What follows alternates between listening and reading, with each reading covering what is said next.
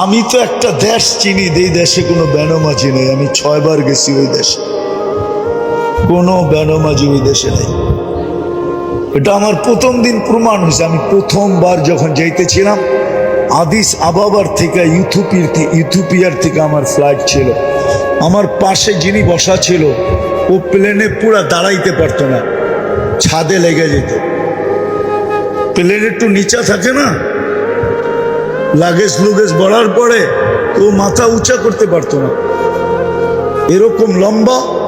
আর মাশাআল্লাহ কালো তো এরকম কালো, আফ্রিকান মানুষ তো চাঁদের, আফ্রিকার মানুষ কালো। তো আমি কথা বলতে বলতে ওরে নামাজের সময় চলে আসছে, আমি নামাজের কথা বলছি, তো ও হাসি দিয়া বলে মুসলমান নামাজ পড়ে না, তুমি এই কথা বিশ্বাস করলা কি, ধারণা করলা কি করে যে মুসলমান আর নামাজ পড়বে না? দেখলাম নামাজ পড়লো প্রথমবার। তা আমার দাওয়াত ছিল ওর বাড়িতে, তো নামাজের সময় আমি গেলাম, তো বলল চলো আগে নামাজ পড়ে নি পরে খাবো।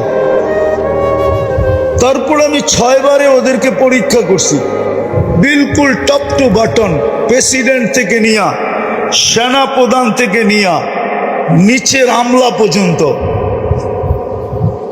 একজনও পাই নাই নামাজের আজান কানে ঢুকছে আর বলছে নামাজ আগে কাজ পড়ে।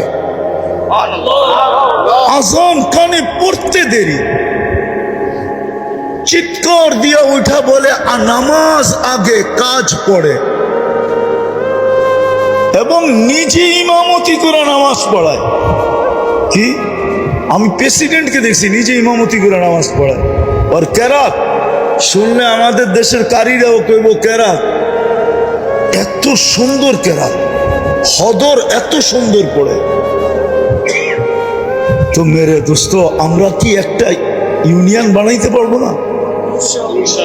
হ্যাঁ পারবো না? একটা মহল্লা পারবো না?